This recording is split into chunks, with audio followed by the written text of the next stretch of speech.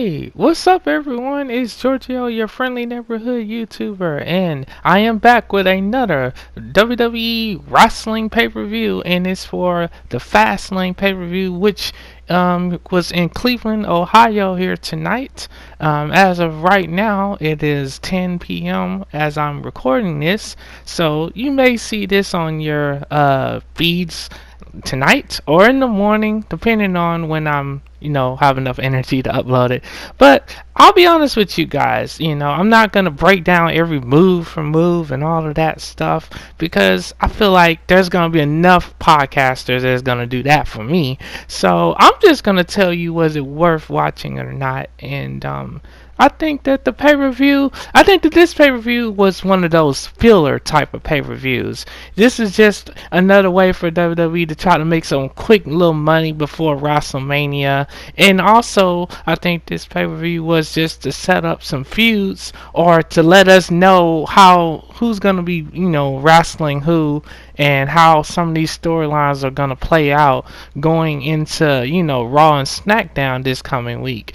And we start off the pay-per-view with The Miz and Shane McMahon versus the Usos, and you know what, that match was okay. I would say it's one of the better matches on the card. There's like 3 really good matches that I'm gonna tell you guys about, and those are the ones you want to check out. And so, the Miz and the Miz and Shane McMahon versus the Uso match, you could tell that like either the Miz was gonna turn on Shane or either Shane was gonna turn on the Miz, and it turns out it was Shane McMahon that turned on the Miz. And after the match, the Miz was feeling all bad because they lost. And then, he walked away. He turned away from Shane. And as he was turning away from Shane man just brutally attacked him from behind.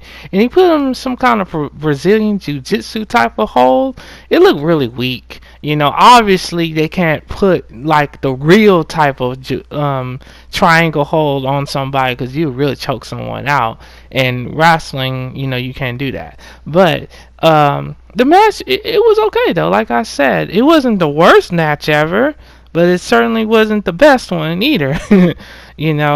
But the thing, I like this cool part during their match where Shane and Jey Uso, they was gonna be doing some kind of high flying move off the top rope, and then as they both came off the top rope, they hit each other in the groin. So I was like, ooh, I know that one's gonna leave a mark in the morning. But yeah, like I said, that's what happened on that one. I don't know what I would rate it, honestly, but it is what it is. Then we saw, Baron Corbin and, Bobby Lashley and Drew McIntyre. They cut a Shield style promo in the back, which was pretty cool, to play some mind games and whatnot. And then we had Elias. He did a guitar promo in Cleveland, and he said he would rather be in LA hanging with LeBron than being in Cleveland, Ohio. So you already know Ohio really did not like that one. And then from there we had Mandy Rose versus Asuka for the SmackDown Women's title, and I'm gonna tell you guys, this match was just blah. It really did not captivate me. And during the match, Mandy Rose, she tried to do some kind of fireman's carry front slam, but it looked so sloppy, and I think she messed it up. So she just dropped Asuka. She didn't hurt her or anything. She just dropped her, I guess, because the move didn't work out the way she thought, And then Sonya Deville, she lifted up the apron to try to get a kendo stick to help Mandy Rose win the match. But what happened was, as Asuka threw Mandy Rose into the ropes, I guess the deal for that finisher of hers is like butt move that Naomi does, but Asuka used it to win the match because Mandy Rose tripped over the apron that Sonya Deville had exposed. So that's how Asuka won that match. I'm kind of glad. That match was just not good. I'm sorry, that match was boring, and I would say the second best I would say actually, I would put the Miz and the Usos match right like as the second best match of the card. They had Samoa Joe versus R-Truth, Rey Mysterio, and Andrade, which I think we saw this match on SmackDown already, if I'm not mistaken. I would say this one actually was probably one of the best matches on the card. In terms of all the moves that they did, they really, stole the show there. And, you definitely want to watch that one if you can. If you have the network, check out that, U.S. title matchup. And then, they also had this backstage segment where Kofi Kingston was, he was supposed to meet with Vince McMahon. I guess they was going to add him to the world title match tonight. And come to find out, they had Kofi Kingston waiting for like an hour. So then when the New Day members came in, they barged in to Vince McMahon's office. And they made him add, Kofi Kingston to the match. So Vince McMahon said, the match is next. So everyone thought that there was going to be a world title match next. But turns out it was a handicap match, and Vince McMahon set up Kofi Kingston. So he had made Kofi Kingston face the Bar, which is Sheamus and Cesaro. And wow, they beat the crap out of Kofi Kingston. And then when the New Day tried to come out there and help him, Shinsuke Nakamura and Rusev had jumped them, so they stopped that. So basically, they beat the hell out of Kofi Kingston, stopped whatever plans he had of trying to go and get that world title here tonight. And no, I don't have any pictures and stuff because WWE has these copyright stuff where they will block your video. So they have videos on their YouTube channel of like highlights. So if y'all want to see what I'm talking about, you can check it out there. Or you can just sign up for the network. It's like $9.99, and you get like an extra free month or something. So but I would say, you can literally go on their YouTube channel and, see the highlights there.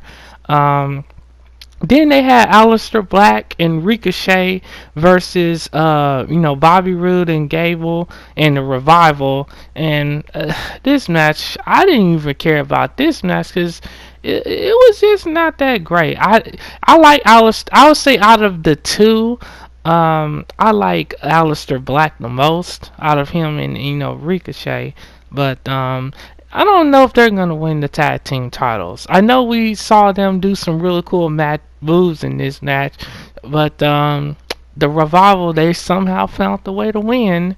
So this match was once again a filler match. A lot of these are, and I would say that's the main theme of this whole show. And then they had the women's tag team title match, which is Bayley and Sasha Banks, who are the women's tag team champions, versus versus Nia Jax and Tamina. I'm reading off the notes. It's a whole bunch of notes that I had took, which I'm gonna start shorting those down. Nobody really wants to see Tamina and Nia Jax versus Sasha Banks and Bayley, because we've seen this match already. It's just the only difference was this time it was for the tag team titles, and I feel like they just threw this match together. I mean, to me, it didn't really have any memorable moments. I would rather see Sasha Banks and Bayley versus the Riot Squad, and because I don't see them giving Ruby Riott the women's title anytime soon. They gave her 2 title shots and she did not win not one. They wasted those. So I think if you have them, the Riot Squad feud with them, eventually you put the belts on them and you let Sasha Banks go off to do her own thing, because I don't think Sasha Banks should just be in the tag team. Like, she's a big enough star on her own. But of course, Bayley, she won the match for their team with the Hurricanrana roll-up pin on Nia Jax, which just did not look believable whatsoever. I was just like, what the heck? It was crazy. But then, from there, we had the SmackDown World Title match, which was Daniel Bryan versus Kevin Owens versus Mustafa Ali. So they replaced Kofi Kingston. They intentionally took him out and they added Mustafa Ali, which this was actually a really good match.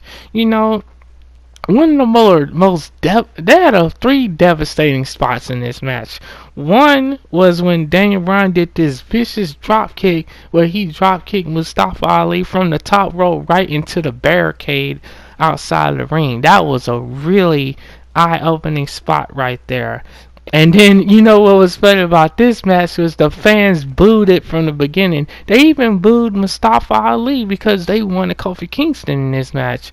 And I think that's kind of what WWE is looking for. They're trying to get a lot of fan sympathy on, Kofi Kingston's. Because I do think if they're smart, they will put this championship on Kofi Kingston at WrestleMania. And it seems like that's the direction they're going. And it also seems like there's going to be this divide in the McMahon family where it's going to be Shane and Vince McMahon just going crazy and evil with their power. And I think Stephanie is going to be the one who tries to give Kofi Kingston his title shot. And you can tell Triple H is also a babyface now because he's feuding with Batista. And I can see Vince McMahon getting involved in that too, And I will be talking about that right in a few minutes. But back to this matchup though. It was really cool. Mustafa Ali, he did this dope-ass spinning DDT move to Daniel Bryan to the outside of the ring, and then that looks so cool. And then right after that, Kevin Owens hit Mustafa Ali with a pop-up powerbomb on the apron, which, that move always looks cool and vicious. And then from there, Rowan, of course, Eric Rowan was going to show his nasty beard self in this match. And he helped Daniel Bryan. And then him and Mustafa Ali was fighting. And then I think Mustafa Ali tried to go for this cool crossbody move from the, middle rope. And then, of course, Daniel Bryan hit him with a running knee to get the pin.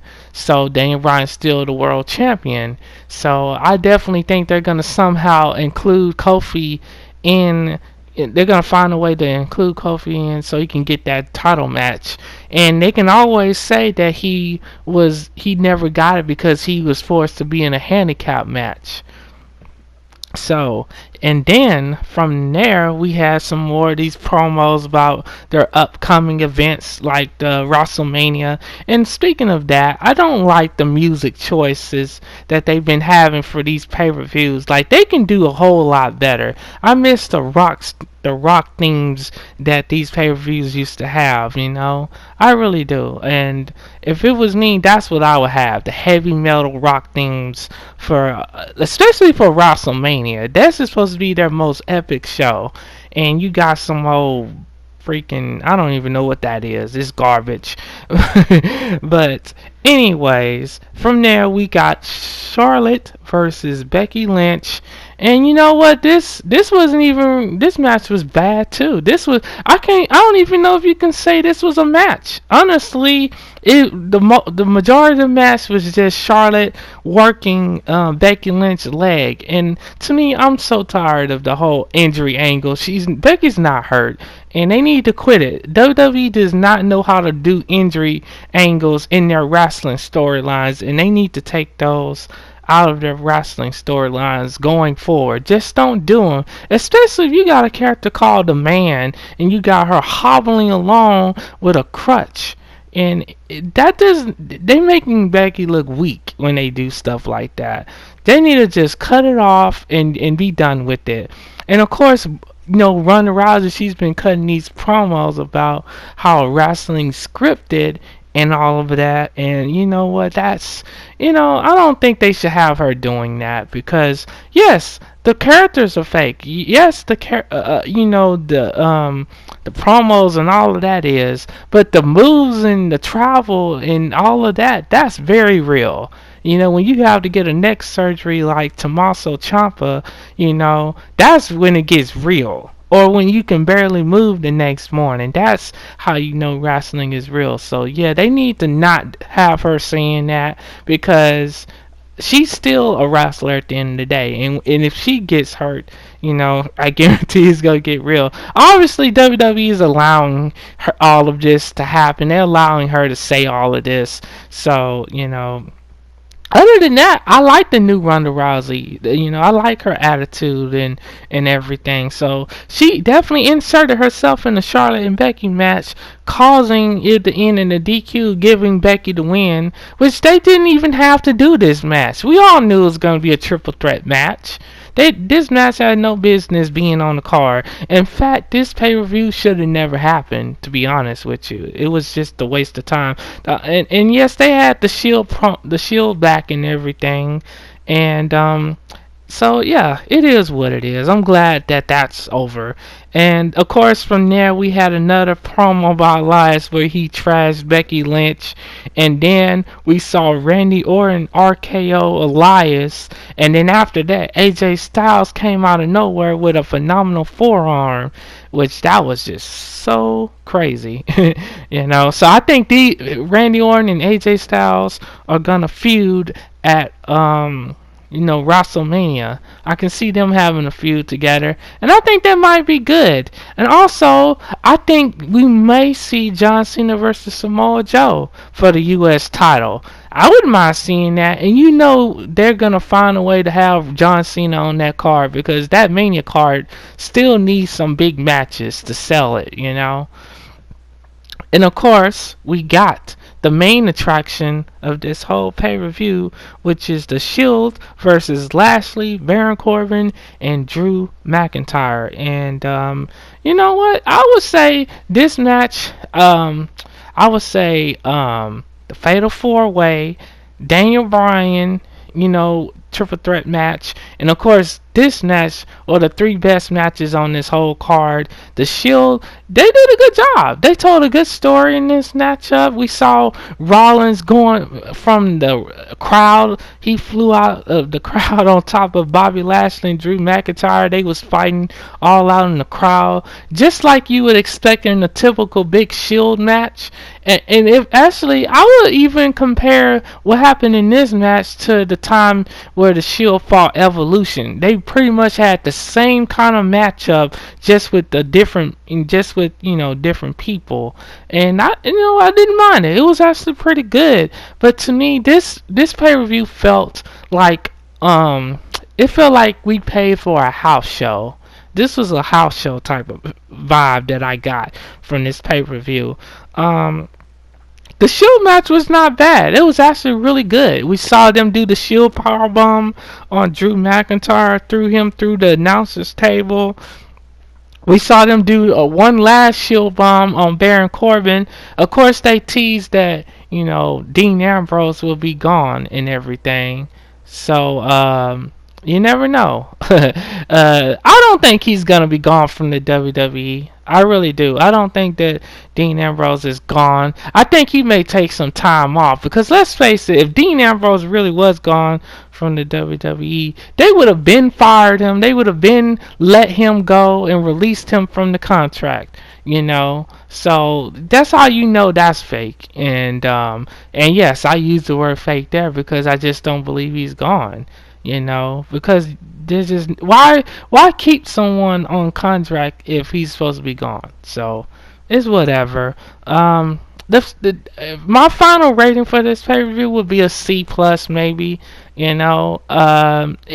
Honestly, if you didn't watch it, don't feel bad, but those three matches I told you about, you should definitely check them out because they're pretty good. Some of them, yes, we saw before. We saw the Fatal 4-Way. I think we saw that on SmackDown. So basically, it was just a rematch. But it is what it is. I would say, hopefully Mania has the intensity and hopefully it captivates me and they have matches that captivate me on there. But you know what? I mean, it's good. It's all good, Anyways, you guys, just stay tuned because I have a King Kong Bundy tribute video coming out this week and another live stream. I don't know when I'm going to stream, but just stay tuned for that. Thank you for taking 20 minutes or however long you took to listen to this review. And trust me, it's hard to put 4-hour pay-per-view into one little review like that. That's a lot of time and everything. But anyways, I appreciate all of you, and I will see you next time. Until then, stay safe and be blessed.